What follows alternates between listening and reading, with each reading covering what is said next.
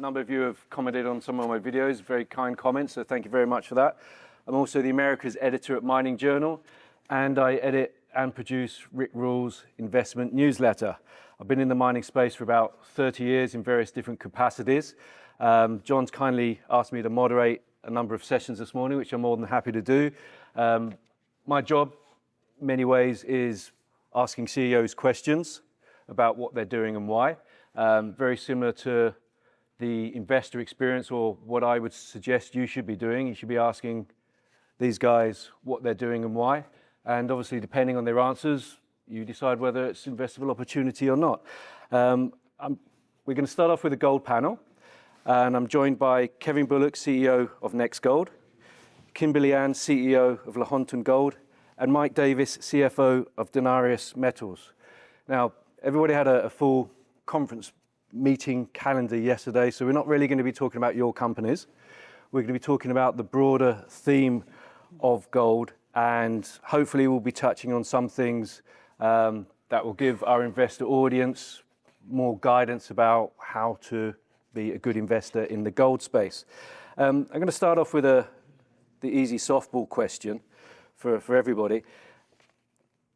Where do you think we are in the gold cycle? Is there still growth in gold? Who'd like to, well, let's go ladies first. I actually think we're in the beginning phases. I mean, the big dogs are seeing some movement because they're actually printing money at their mines right now. I don't think it's really hit the junior space. I mean, there's not money flowing everywhere for junior companies. So I think we're at the beginning of the cycle, but I think it's kind of been stagnant for a hot minute because of the lovely war we're sitting in. So I think we've got a long way to go with it, personally. Okay. Yeah, I think several years back, the movie ended and people were trampling over each other to get out the exit door. And now a new movie is starting and people are lining up and they're about to trample over each other to get into the movie. And so I think it's the beginning of something that, this is my 41st year in the business, and I have never seen things aligned like they are. And unfortunately, the problems that we have in the world that gold reacts to. So I think we're at the beginning of it. I think there will be trickle down from seniors, but I think we'll see explosive upside on junior stocks sometime within the next 6 months to 2 years. Okay, and hopefully we'll be getting some insight on potential timing of that. Mike, anything to add to that? No, I think I'd agree with those comments. I think it's also causing us as a company that's developing projects and producing now to focus more on the gold content within the metals that we have than to and to take account of how we can accelerate gold production and increase the recoveries of gold to drive returns, because why not take advantage of the huge margins that we're all seeing now? Yeah. Okay. Now, Kevin, I want to follow up on something you just touched upon about the extent or not that gold company share prices have caught up or not with the rise in the gold price. Can you go a bit deeper into that? Yeah, I think that there is a point in time where investors are looking for a reason to sell and changing to looking for a reason to buy. And that's already happened, the change from reason to sell to reason to buy at the senior level and possibly at the mid-tier. At the junior, I'm still seeing both sides of it. I'm seeing people are looking for a reason to sell rather than a reason to buy, but it's changing. So I think we're right at the beginning of that phase where you're just going to see the liquidity increase in companies, and not just the algorithms trading on both sides, but true increase in volume and price. And I think that some of these things are going to skyrocket. Can you put that into perhaps some sort of concrete terms in terms of valuation metrics? The senior producers trade at 1x times net asset value. Juniors, developers are trading at whatever they are, and the exploration companies, and to give an indication of what the potential catch-up could be. Yeah, I think the seniors, when they have more than, and they all do have more than one operation, they're trading at a NAV that's up there at the 0.8 to 1.4, whatever it is, because they have a variety of operations, and that you can kind of distribute the risk, and you get down to the mid-tiers, and then you get down to the juniors. And it depends where you are, which country you're in, what type of mine you have for that multiple of NAV. So I think that operations that are about to begin or are producing in a first world jurisdiction, where you're not going to have a coup tomorrow. You're not going to have somebody take a percentage of your mine and everything. You could, as a junior, trade at 1 times NAV when you're in operation. And I think you move up through that sub 0.3 NAV when you're advanced exploration, moving it towards development, and then when it becomes more real, you're at the 0.5, 0.6, and then when you're producing and you've shown a couple of quarters of positive results, like you expect, you should be trading at the 1 times NAV. Okay, so important thing to highlight there is a progression as a company, as a project moves along the Lahontan curve and gets more advanced and gets into production. That's why companies always talk about the re-rate potential for hitting the milestones. Kimberly Ann, what as a developer, explorer developer, what are some of the key things that you do to add value to push yourself up that Lahontan curve and hopefully towards higher valuations that people should watch? Well, I mean, he's talking about you're moving up on the NAV. It's really just you're de-risking and giving more confidence to your assets, right? So, we're in Nevada, the best jurisdiction in the world. So, what we do to de-risk our asset is continuing to talk about our permitting and just every phase along the way. I mean, I always say to companies, like, don't be afraid to always be talking to the market, whether you're putting out a press release or other things. There's many ways to now communicate with your shareholders. And definitely as we're going through permitting phases, people find it quite boring. But at the end of the day, once you have your permit in hand, it's quite sexy to know that you're going into production. So just every phase of your program is extremely important for your audience to know what the heck you're doing. So more communication, I think, is important for our company. I think one thing I sort of take away from that is it's not always the flashy drill hit that will drive a share price or add value to a company. It's often the stuff that's perhaps more mundane or more boring, the metallurgical results, getting permits, they can be the real value. I actually find it very interesting that exploration companies, they have the one-hit wonders with a drill hole, and a lot of met work that we're putting out, realizing that we're going to get 80% recoveries, goes to blind eyes. People don't actually understand what you're saying. So I really do think as an investor, these are the things that you quietly need to start understanding as a company's heading towards production. These are the things that really matter, not just the one drill hole, right? I agree with you, and I'm going to push back on you. Is that then not the fault of the CEO not communicating well enough the importance of whatever that? Well, I think that exploration companies love to over-promote a drill hole on an asset maybe that is absolutely never going to be a mine someday. So that is problematic, but we need to start, educating the market to understand how important these permitting processes are, because we know, for example, it takes about 10 years to get a copper mine in production, and then you have to raise $1 billion for it. So that's very challenging. And, we've been in permitting for 3 years now, and we'll be, getting our permit next year, but it takes time and a lot of money. And if a company is investing towards that goal, I think that should be very important to investors, because we actually want to hit a finish line and start, actually making money for the company. So, you have to communicate. Okay. Well, one of the key steps in the progression of a company is financing, whether it's equity raising or, as pretty much all of you, your sort of development stage, you're going to be looking to finance. We had that conversation yesterday. You're getting close to that as well, Kevin. You've started production, but finance is still a key thing that you're sort of grappling with. And I want to start this question with you, Mike.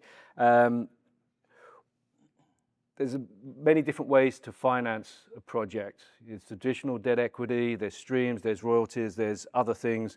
Mike, you've engaged over the years in a number of other things. That sounds shady.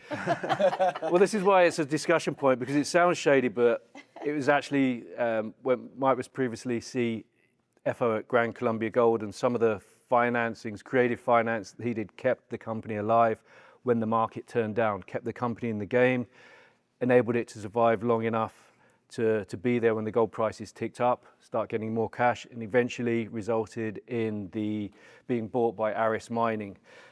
So creative alternative financings definitely have a place. From your experience, Mike, what are some things that investors should look out for when they read of an alternative financing? The good things, the bad things. Yeah, it's an interesting question. You know, and Paul and I talked about this yesterday because, as he said, in our group, we've done over the last 15 years some very creative financings that play to the investor audience that we're trying to raise money from.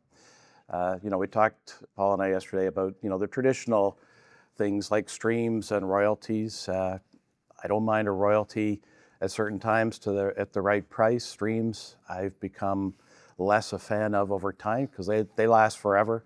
They're complicated, especially if it's, you know, you got to have an onshore, offshore tax structure. But we have what I call a franchise security that we've used a number of times. Our first one was 2011. At that point, it was a silver-linked note. More generally, we've done more gold-linked notes. West Red Lake issued a gold-linked note back about 2 years ago that plagiarized a structure that we had developed. It's an amortizing type of 5-year note that leverages your gold production once you're in production to start not only repaying the debt, but it comes with a gold kicker that's tied to upside in gold price relative to a benchmark price. So we found that it had a lot of legs. It's worked more often than it's not worked. One of our early ones didn't work because gold collapsed in 2013 and the mechanics were broken, and we ended up restructuring it and eventually coming out with a new one in 2018 that people loved. People made a lot of money off of. It suited the company's purpose. It was publicly listed. More recently in Denarius, we took that model and we built a gold-linked convert. So all the features of a convert, but with a gold premium that kicks on top of it. It's been challenging because back in 23, when we first conceived of the mechanics for it, gold was around 2,000, and you know, who would have thought $5,000 gold was ever going to happen? So unfortunately for us, we didn't put a cap on the gold price. And so we were able to get one in last year at 4,000, but now we're faced with some over-the-top returns on these converts that are now a bit of a distraction for shareholders. And we've got a solution for them. We're working on something that will ultimately fix this problem for us. Thankfully, we've got a lot of convert holders that are shareholders and willing to play along with finding an amicable solution. The other thing as a CFO, I can tell you with all these fancy derivative type loans, you got to be careful about how they affect your balance sheet and your P&L because you're going to get fair value adjustments that are going to whipsaw your results from quarter to quarter, and that's always difficult explaining to people. But I think there's a market for commodity-linked securities, especially in this rising market.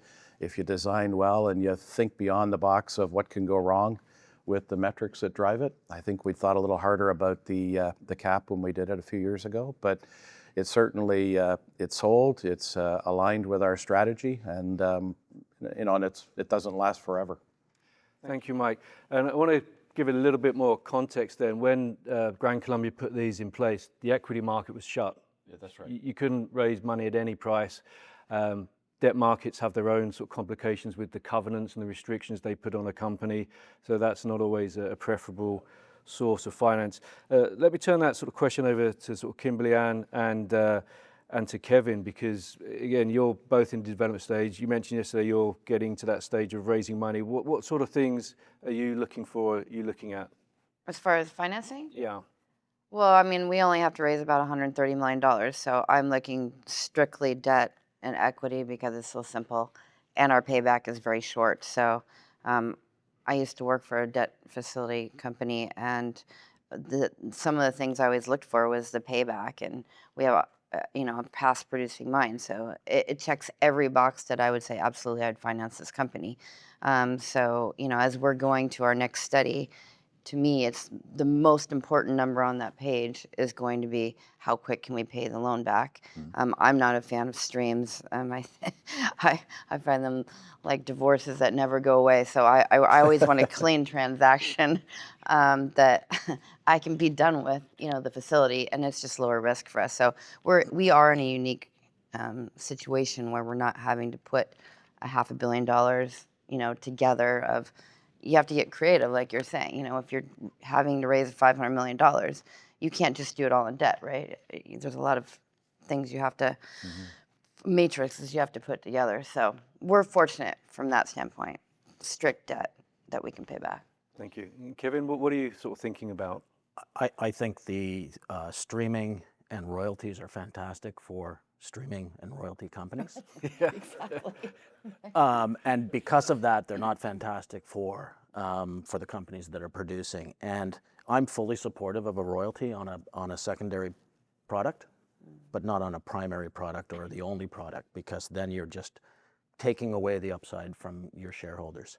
And one thing you have to be, that investors should be really, really careful with is headline numbers, because the cost of capital is never the headline number in a press release. There's terms and conditions, there's warrants attached, there's other things that kick in, and then the terms and conditions, which some people refer to as handcuffs, they refer to them as handcuffs for a reason, because they don't allow you to progress the company the way you want to, because they need their payback. So as Kimberly said, the payback's really important to get that done, so those terms and conditions and handcuffs get dropped off so that you can operate properly. So, you know, for our project in Nova Scotia, we're doing, we have a private equity debt facility of $175 million US. Some of the best things you can do, in my opinion, is the equipment loans through Caterpillar or something, because they're pretty good terms. So we're $50 million mobile equipment facility with Caterpillar. We raised $112 million in October equity. So we've got a combination of debt, equipment finance, and equity to build the project. And we did that ahead of time. We didn't want to wait till our feasibility update was done. We wanted to have, you know, last money in is what we were calling it when we did the equity. But I just think that when you tack something else on, we're producing gold. We don't even have a silver component. When you tack on a royalty or a stream to that, it limits the upside. And in a bull market, investors don't like that. So it's important to understand the capital structure or the capital stack and the implications of that. And I think one thing you do see, it's increasingly common for once a development stage company such as Kevin's is in production, they look to restructure the debt to remove some of the covenants and give them greater flexibility and freedom. So that's definitely something you should be looking out for companies to be doing, and perhaps asking them, are you going to do this? If not, when? And echoing the comments about royalties and streams, a lot of companies, when they announce these things, will celebrate the fact that it's non-dilutive financing because they haven't issued any shares. That's probably the biggest BS you're ever going to hear, because they're always dilutive, because they're always on your balance sheet. You can't get rid of them. There's no such thing as non-dilutive financing, because you're diluting something. The project, the production, the shares, you're diluting something, right? So, you know, really, I think do your due diligence and look at, and again, headline numbers. If somebody says they've got a debt facility at 11% note, the cost of capital is a little higher than that. And that's a legitimate question, you know, ask a company what their cost of capital actually is. Yeah. And they should be able to answer that. Yeah, exactly. I think there's so many things involved in the cost of capital, and some of it's pretty dynamic and hard to pinpoint because it's based on your share price and where you're at and all this kind of stuff. But it does play a role. You can't just look at headline numbers. Just like you can't look at just headline numbers of a single drill hole of spectacular results if it's never followed up, or if it's underneath a park or next to a turtle hatching area. You know. And this is an important thing. If you ask the CEO a question about the capital stack, how it is and what the total cost of capital is, if they have difficulty giving you an answer, that's potentially a red flag. If the CEO doesn't really understand what they've got into, that suggests that there could be some nasty surprises at some point in the future. Let's move on to perhaps some more positive things, and let's talk about M&A in the gold space. One of the trends in the gold sector is production is tending down. The big companies have to replace their depletion. Exploration's generally quite slow, so there is increasing pressure, if you like, for them to buy ounces by buying smaller companies. Let's start with getting some reflections on some of the recent transactions we've seen in the gold space. Just last week, Equinox Gold and Orla Mining announced a friendly merger or acquisition. a week or so before that, Agnico Eagle did a big consolidation play in Finland with Rupert Resources, B2 Gold joint venture, and Orion Resources. And a while back before that, another interesting transaction was Contango Ore buying Dolly Varden Silver to combine gold production with silver exploration upside. What are some of your takeaways when you see these transactions? What are some of the things you're sort of putting away about, what's happening and why? Kevin, let's start with you. I think that I don't know what year it was, but years ago, companies were buying everything at overpriced and ended up getting their hands slapped for it, overpaying for things, et cetera. But it was a race to be the biggest. Now it's a race to replace production, because the cheapest explorer a major can have is a junior company, not their own team. And so they buy it when it gets to a certain de-risk point. So I think that these transactions that you're talking about, I'm involved in one of them. I'm on the board of B2 Gold. So that Finland transaction was fantastic for B2, because we weren't going to progress on our own with the assets that we had, but combined with Agnico, it just made more sense. So selling that for 10 times the money we had in was a fantastic transaction for us. But on the other side, it was fantastic for Agnico too, because they needed that piece of land for the extension of one of their pits. So these things generally make sense when they're done, but there's a lot of them that don't, because they're done for the wrong reasons. But I think we're going to get more M&A. Well, we are going to get more M&A because of a bull market. And, companies are mining, and it's getting harder and harder to replace the resources and reserves in the ground. And that means you have to buy them. So I think it's just going to speed up. It's just going to accelerate. And it'll move down, and juniors will start getting together, because juniors will go off the map if they try and do things on their own beyond the point they're capable of. So actually putting assets together, which is our overall thesis at NexGold, is we've combined two projects to be the start of a pipeline of projects to build one after the other. And so we'll have an M&A strategy too at the very junior level, looking for that next 100,000 ounce a year producer, sub 500 million to build, to add to the stable. So it's just going to expand in every level, junior, mid-tier, and senior. Okay, scale is an important thing, and I think that's one of the key drivers of the Equinox Gold All or Mining. They've going to jump up to 1.2 million ounce per year producer, potentially get a valuation re-rate because of that, joining the sort of top echelon of the space. Contango and Dolly Varden, they effectively bought more of a exploration development pipeline. So different ways of piecing a business plan together. Mike, you've been through various different M&A transactions, both as a buyer and a seller. What are some of your sort of key takeaways, and for an investor audience, how can investors perhaps seek to position themselves in names, in companies that could be subject to a transaction? Yeah, I think M&A is definitely here. We keep seeing, consolidation, companies consolidating so they can create more district plays with assets. There's other reasons for M&A, and I think something we've done recently, strategic alliances with companies that allow you to fill the void in your strategy that you're trying to carry out. We've recently partnered with a group from Saudi Arabia.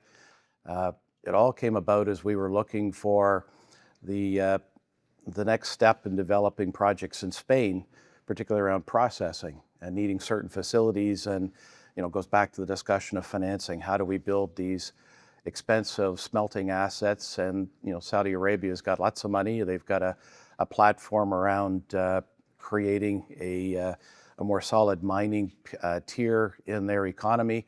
And so we've got an opportunity now to get a strategic alliance to allow us to build our mine from a mining perspective, but leverage processing facilities that someone else is going to be putting together, and use other people's money to allow us to get access to a processing facility that works. So I don't think M&A is going to come just in the sense of companies buying companies. I think it's going to come in the sense of companies partnering together to allow the development of the mining industry, vertically, so that companies, especially junior ones, can get access to expensive facilities that they could otherwise not get to process their material.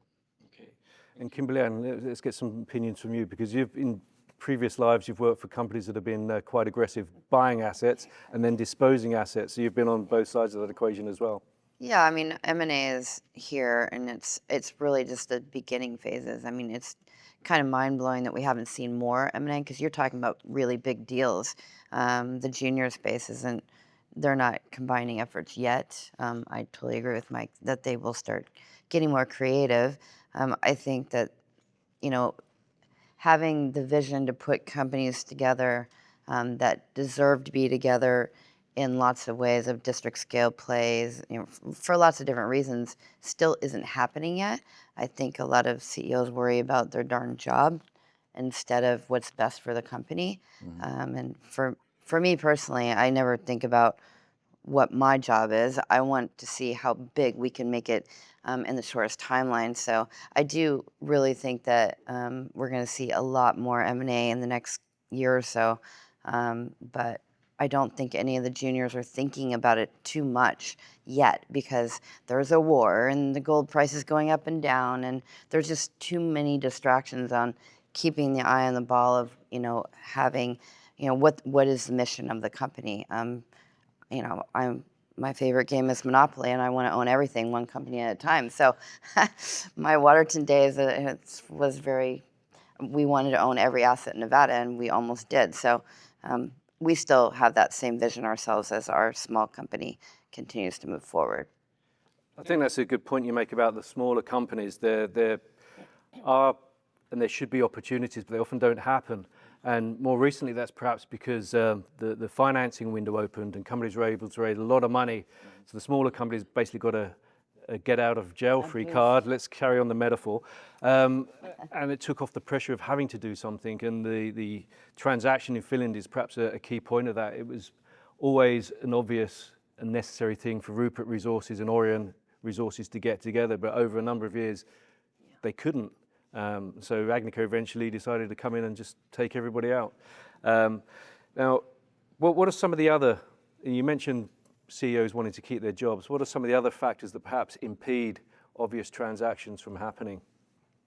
Well, I mean, that's a huge one. I mean, I can name several companies that they merged, and you've got made up jobs for executives because God forbid they could lose their salaries and move on to something else. Like we joke that I have way too many titles in our company, but it's because I'm not going to pay for a president and an executive chair and all those people. Like, I'm doing everything anyway. So at the end of the day, I really do think that there's too many egos in the room sometimes to do the right thing for the company. And, you know, I'm a big shareholder in all of our companies I've ever had, and I want to make money just like everybody in this room, and that is the objective, not to fall in love with an asset. So I think egos get in the way of a lot of what decisions should be made for, you know, the end game for a company. Is it a healthy strategy, investment strategy for people to look for opportunities that at some point in time will be taken over by a bigger company? What are the pitfalls of perhaps following such a strategy? Not having the inside knowledge of the projects, et cetera. But you know, on Kimberly Ann point, I think that you can have one of the best projects in the world and have it fail with the wrong people. You can have an average project and make it shine with the right people. So I don't think, to be honest, there's enough due diligence by investors on people within companies, because if you're looking at something that might work, it's not the greatest drill hole. It's not that you even have all your permits. It's who's the team and who's going to build it. And I think there needs to be due diligence done on that, because as Kimberly Ann says, when you do a merger, you're actually also introducing a virus into the company, which is called culture. Because you develop a culture as your own company, and then when you actually merge with someone else, that culture gets shot for a few years, and you're trying to fix it. And it's hard, as probably everybody knows in every industry, it's hard to get rid of people. You know, it's just a very, very expensive situation, right? And the only way you can do it is these huge payouts that people have in their contracts. So when you merge with somebody and you see the headline number of, you know, your XYZ company is giving 2 shares for every share of ABC company. What it doesn't have in there is the $100 million of payouts and obligations and offices that they're not going to use. It's just, there's a lot of considerations beyond what makes sense just at the ground level. And I think you need to know the teams that you're putting together as well. I think an important thing on that line is to speak with and meet with CEOs, because you get a feel for how they are as a person, you get a feel for their management style, their investment style, how aggressive or passive they are in their pursuit of their goals. So being at a conference like this and sitting down with the CEOs, I think is a fundamental part of the investment process. Mike, anything to add to this point? No, I think the points about people are extremely important, because any asset, as you say, quality of the asset's always really important, but if you don't have the right team driving the process to build those assets, and sometimes you have to be a little bit creative in how you approach that strategy depending on the situation, but you also have to adapt to an awful lot of changes that come, especially in the start of an operation. If you don't have that right team, you're not going to be successful. So I think that's a really important criteria. And I think, I would say from my point of view, there's a couple of recent good examples of that. When Equinox Gold bought Calibre Mining, effectively the transaction was the other way around. Effectively it was Calibre Mining doing a reverse takeover of Equinox Gold, and the cultural change there was fundamental to the value creation, because from my perspective, Calibre was a very well-run company, Equinox wasn't, and so that was the opportunity that Calibre took to the backers of Equinox Gold to say, let us loose on this and we'll generate some really good value, which they have done. Another one is America's Gold and Silver. The management change there has been fundamental to a very dramatic and far-sighted turnaround that's increasing silver production, is getting more antimony production, engaging with the US government, really driving that. Opportunities which the prior management team had but never acted on. So change of leadership transactions can be transformational in value creation. Let's move on to what could be the last talking point here. We're having an investor conference. All of these guys would like you to buy their stock, but mining company executives are also investors, invest in a lot of other companies. So this question's about that. What are the things you're looking for when you're spending and investing your own money? What are the red flags? What are the opportunities? Kimberly Ann, let's start with you. Well, we've just been talking about teams, and if I don't believe that someone can actually execute on what they say, then I'm out, right? So it's always team, jurisdiction, commodity.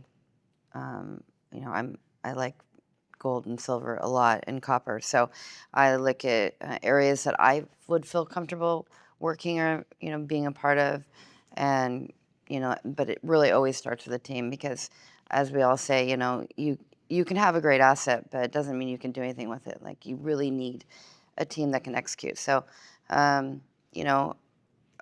there's lots of countries, for example, that I would like to work in, but I don't have the bandwidth to engage with it, because as we know, when you go into another country, everything changes, right? You need to know the ins and outs of it. So I do that with all my investments the same way. Like, if I understand, I've worked in Peru for 15 years, I understand the craziness of Peru and the great things about Peru. So there's lots of companies I invest in there because I know it. So, for example, I don't invest in crypto. I let my son invest in crypto because I don't have the bandwidth to understand it. But, you do need to do your homework, but it always starts with the team for me. What homework do you need to do on crypto? It's fantastic. But no, seriously, I echo your point about, know your strengths. I pretty much focus on the Americas. So whilst there's companies here that have got projects in Africa or Asia that may be fantastic, I don't know, I just don't have the bandwidth to research them and get up to speed on what's happening in those jurisdictions. I don't know what red flags to look for in those countries, because I don't understand them enough. I don't have the bandwidth for it, but certainly the Americas are easy to figure out, Yeah. Kevin? Yeah. Can you ask the question again? So I can just...